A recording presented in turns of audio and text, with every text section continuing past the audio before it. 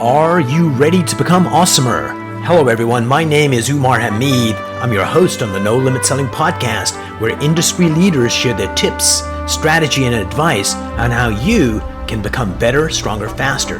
Just before we get started, I've got a question for you. Do you have a negative voice inside your head? We all do, right? I'm going to help you remove that voice in under 30 days guaranteed. Not only remove it, but transform it. So instead of the voice that sabotages you, there's one that propels you to much higher levels of performance and success. There's a link in the show notes. Click on it to find out more. All right, let's get started. Hey everyone, welcome to another episode of the No Limit Selling podcast. And today we have George Tremis here. And George, I want to take you back to about 7 years ago. Your friend Rob said, hey, let's flip a house. Hey, Umar, I'm super happy to be here. Thank you so much for inviting me onto your show. It's something I'm actually was looking forward to and very excited about. So basically, I was at a transition point in my career, my professional life, and a good friend of mine, business partner, suggested that I would make a great realtor. So I think he was pretty good in his predictions. I asked him for lottery numbers, but that didn't pan out. He wouldn't give it? Darn it. That just didn't pan out, but my career did. So I'm okay with 1 out of 2. That's brilliant. Actually, there was this comedian talking about people that, talk to the dead. He says, the first thing I would ask is, what are the lotto numbers? Forget about that, Betty. What are the lotto numbers? So you enter into this industry, which has a massive turnover rate. It also has a massive amount of agents that don't do much or zero. So you came in, and when you came in, what were your initial goals, and what was the reality when you stepped into this industry? I think initially, I'm almost embarrassed to say it, I didn't really set goals initially. It was more a curiosity-driven move to try something new. So throughout my professional life, I've liked trying different things. This is the thing I've stuck with the longest, actually, in my entire career. Longest, career, company, etc. But now I definitely have definitive goals, that's for sure. Nice. So you had an idea of what real estate would be, but then you stepped into it. So tell me about I doubt that what you thought it would be and what it ended up being was the same thing. So what was the disconnect? I think that a lot of my context for real estate came from, my own properties, whether it was selling them, my principal residence, through my friend Rob at the time, because I was unlicensed, or whether it was the investment opportunities that we had purchased from builders, let's say. So I had that context, but I didn't have the context of being in the trenches. So I learned quite a bit about being in the trenches with real estate and how it's not the same as what we're all accustomed to, or those that are fortunate enough to own a house. Brilliant. So you came into the industry. At what time did you join a team, or were you like a solo guy? So I was lucky to have Rob be able to give me some guidance and support initially. I did join a good brokerage at the time from a traditional brokerage standpoint, and they had their training programs, etc. But we can talk about the efficacy of those at a later point in the conversation if we go to that. But I think having that mentorship or that opportunity to have somebody guide you is critical. And it was very beneficial to me initially. And so when did you make your first hire to say, okay, I'm going to be more than one person? I actually started building the team at the end of last year. Kind of an unusual time, I guess, during COVID. But from a real estate market standpoint, volumes have, at least by some accounts, doubled, depending on what board you're looking at. So, I've been interviewing some of the most successful realtors in the U.S. market that have been in the business for like 25, 30 years. And they're saying this is like possibly the second hottest market in 30 years. And it's very surprising, because you would think with COVID, it would have been quite the opposite, but like it'd be a dead market, and it isn't. That's what you would think, definitely. But definitely the volumes have shot up dramatically. Brilliant. So now you've got people working with you in your team. So tell me about how you select people, and what do you see in someone that gives you a sense that they're going to work out? Well, I think the first most important thing is understanding, one, if they're a good fit for the team in terms of our philosophy, how we operate, how we engage with our clients, how we engage in the industry. And so then pause also, right there just for a second. Bottom line is, so how do you know that? Like, I want to make sure they're the right fit, but how do you actually figure that out? It's a good question. I think it's just about engaging with somebody one-on-one, seeing what their interests are, what their philosophies are, their mindset. Do we have some commonalities? So Umar, for example, if I told you TD Jakes or Les Brown, maybe those names ring a bell with you. I'll go with a more mainstream like Tony Robbins. So if you're somebody who follows, grows, wants to personally develop, and then have that personal development translate. You would know that if you're in personal development, you say those names, they'll know it right away. Exactly, right? So I figure that there's some commonality there in terms of philosophy and mindset, which is super important. I find that whether it's the brokerage or the team, we have a very definitive mindset, and we're alike in our thinking and how we approach business for the most part. The other thing too is I'm looking for work ethic as well, because nothing works if you don't work it. So we all strive to be top performers on the team. So if somebody is not looking to be a top performer, whether their engagement is part-time or full-time, then I don't know if it would fit with the vibe and the culture of the team. That makes perfect sense. So tell me about, don't name names, but tell me about one of the people you brought on board and you're looking at them and going, good. This is an area they need to improve, and how you got them to actually improve that area.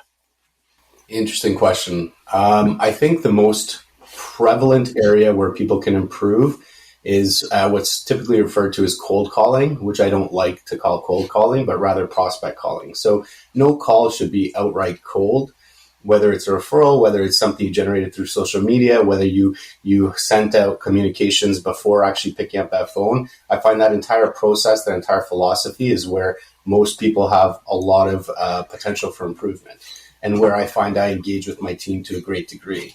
Right, just right from the opening of a call, or the expression, people always tend to talk themselves out of a sale. They just talk and talk and talk, which is a mistake. Absolutely, as you know when to shut up. One of my teams that I've worked with is the Michael Schiff team back in Baltimore, Maryland, and they're very much a culture of hunters.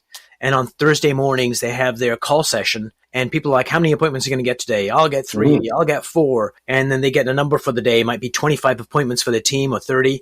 And the boss goes, if we hit 30 today, everybody gets an extra $50, or we get to go to this thing. So it's very much supporting each other and realizing the work is getting the opportunities, and working with customers is the pleasure, the dessert of the entire thing. Yeah, definitely. We have a similar setup on my team. So we have what I call Make It Rain Mondays and Phone Call Fridays. Nice. So we set up every week, touching in with our database, checking in or adding to our database. And then again, following up on the Friday, again, another touch point, whether it's a new lead, because we have lead sheets, for example, and we go into a bullpen style and we actually rotate around making phone calls where, you got to put your pride aside. So I have an expression, don't let pride get in the way of profit. Sit down at the table, make the call, take the feedback, get better. Let's do this. Let's grow. Let's make it happen. So that's why I frame up the week with the team like that, the Make It Rain Mondays and the Phone Call Fridays. And then it sets us up well for the weekend, because the reality is, as realtors, we work on the weekends. Absolutely. A friend of mine, he's a top-notch recruiter. And what he would do is when he made his prospecting calls, and he'd been in the industry for a long time, and doesn't need to work, but he'd come out in the bullpen to make his calls in front of his entire team. He could have made him in his fancy office, but it's like, no, you got to walk your talk and basically let people know that even when you're super successful, when you stop prospecting, you die. You may not die. You might actually have a really good standard of living, but if you want to continue to grow, you got to work it. Absolutely. The way I see it is I have 2 jobs. So my job is to develop and grow my team and support them to be the best they can be and show up as their best selves all the time. And then I also have my job of staying relevant and in tune with the industry by still being a practicing realtor, which I think is so important, because that expression, use it or lose it, is 100% true. And so I use it in front of my team and I display it, and we grow and we learn together, right? So there's 2 things that I think are probably 3 words that I really like. One is the one you used, relevant. How do you stay relevant to your audience? Because way too many companies lose touch. This way we've always done it and they don't stay up. The second one is integrity. And I'll tell you the third one in a second. So how do you know, George, that you are in integrity? Because, things are busy. So how do you stay grounded and stay with the principles that you hold dear? So I think there's 2 aspects to that. There's one, checking my integrity with my clients, and 2, my internal clients, aka my team members. So I think a great example of each one would be and also staying relevant. Let me take a step back for a minute and just talk about the relevance. So the relevance is that you can walk the talk and do what you need your people to do.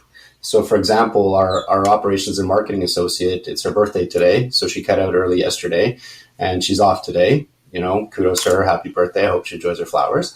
But we had to load a listing. And the thing with real estate is it's so timely and everything is time sensitive. So I stayed at the office late last night, really late, loading the listing myself. So that's staying relevant, whether it's being able to do the job of the operations marketing associate or actually being out there in the trenches, showing 9 homes in one day and putting a tank of gas through your car. That's right. Staying relevant. And then in terms of the integrity, one of the things I do with my clients is the listing process we have, because we have a marketing process. I don't even call it a listing process, commences probably 2 weeks out, at least, from when we're actually going to go live. And so the listing I uploaded last night, we started 2 weeks ago, but the paperwork we only did yesterday. And that's because, I believe in the rapport I developed with my clients. And my client even said to me, because she asked about the paperwork and she said, don't I need to sign something? And I said, yeah, but we're going to do that just before because we need to evaluate the market at that point in time, etc. Point is, she said to me, she goes, you have nothing to worry about. We're never going anywhere. And anybody we know will always work with you and your team. So I must be doing something right. I must be in integrity to get that kind of, to be honored like that, right? And have our brand have that kind of strength, whether it's my name or the team's name. Then with respect to my team members, lead agent on the team, his name's Anthony, we decided to take a golf day on Wednesday.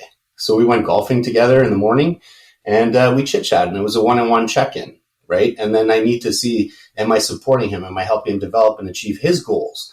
And then that's how I know I'm in integrity with my team and living up to my promise. And that's so important. So there is a third aspect of integrity, and that is integrity to yourself. So talk to me about that, because oftentimes we sacrifice ourselves for the team and for the clients, and we lose sight of what's important to us.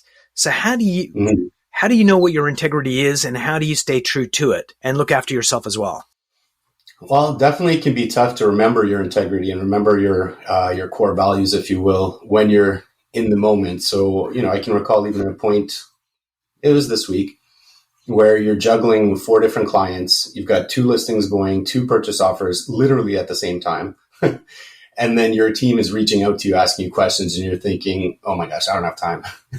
And then you remember why you're doing it. So I love why. Why is so important to me. And I helped learn my why by working with my personal and business coach, life and business coach. His name's John Marshall. Nice. I don't know if I'm supposed to say the name or not, but you are. Anyway, I did. And one of the core values we identified. I said, hey, John. Hey, John. One of the core values we identified for myself, and it's important for all my team members to identify their core values, is community and collaboration. So I have to remember that this is my why. This is what I wanted. I wanted to be surrounded by a community of like-minded professionals that we grow together and achieve success together. And in those moments, that's what pushes me forward and energizes me, because I do believe, as tough as it may be, you stick to your integrity or core values, that will power you through. Brilliant. So I was talking about 3 words. So one was staying relevant, which you're doing. 2 was integrity, which you're maintaining. And the third one is focus. How do you stay focused? Because in this world of distractions, and so A, how do you stay focused? And B, how do you empower your team to stay focused? So we have really basic traditional methods that we employ, as well as, I guess, modern technology methods. But from a basic standpoint, we have whiteboard paper on the walls in the office where we mark down leads, clients we're working with, buyers, sellers, etc. And we have fun with it. It's not hokey like, let's say, a Walmart rah-rah meeting in the morning, but it is pretty cool because we'll say put another one on the board, and we just have that energy and that vibe. So that's how we stay focused on what we're doing, which is helping our clients achieve their real estate goals and guide them on their journey.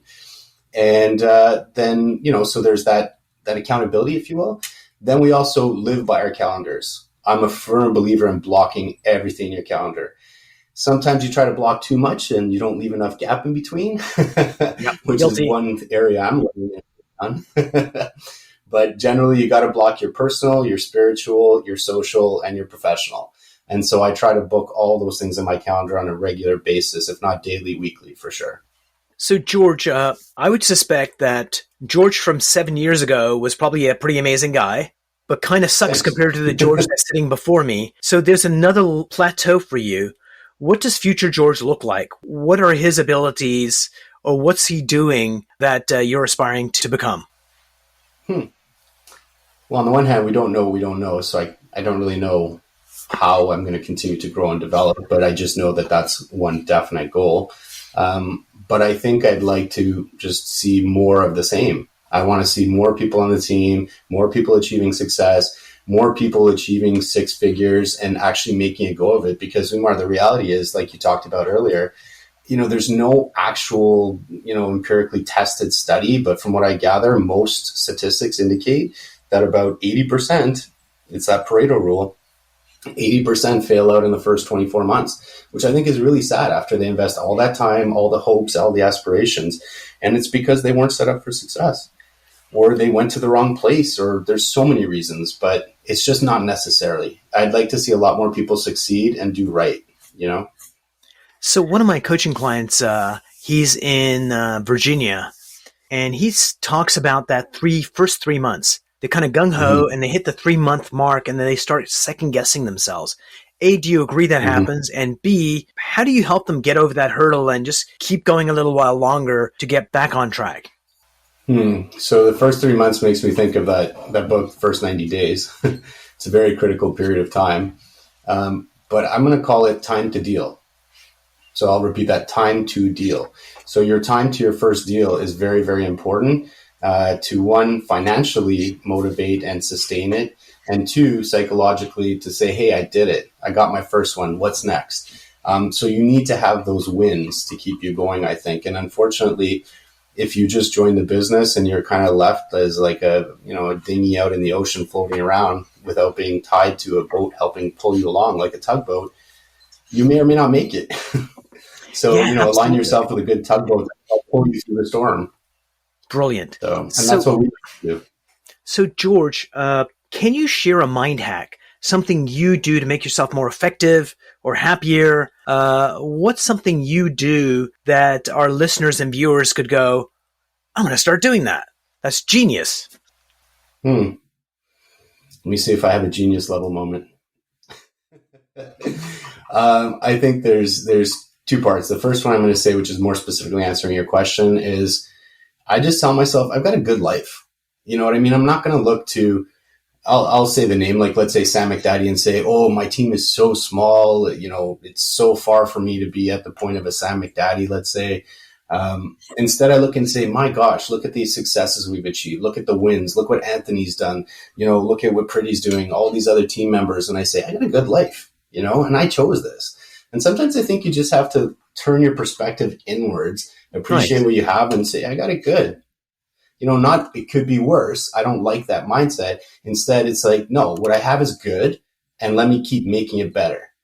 And then the other part is I like asking why. So if you feel terrible, stop and say, why? Why am I doing this? And then maybe you'll remember why, because it's hard sometimes to remember your why under pressure in the trenches. Brilliant. So, George, last question for you is this. What book would you recommend that our viewers and listeners read? That's a good question. I mean, there's so many good books. I like one that's very different from probably a lot of the books that are mainstream that people would say. It's called Focus. I'd have to double check the author's name, but he's a former Navy SEAL. And he talks about focus and how to harness focus. And I think that that's so important. I think many of us are learning that this concept of multitasking, or what I thought I was really good at before, is a fallacy. It's not real. The better you focus on something, the more efficient you are, the more you get done, the better the results you achieve. And this book talks about focus under pressure and other things. And I think it's a great book. But for the most part, honestly, I listen to books on Audible. And I listen to a lot of YouTube videos from people that I said, mentioned to you, like whether it's watching Grant Cardone or other salespeople or TD Jakes, Les Brown. I love these speakers. So I listen to them every morning to help set my mind right. Brilliant. So, George, you are a thoughtful guy. Thank you so much for being on the show today. I really appreciate it. And I'm looking forward to our next conversation. Umar, my pleasure. And anytime you want to have me back, I'd love to be back on the show.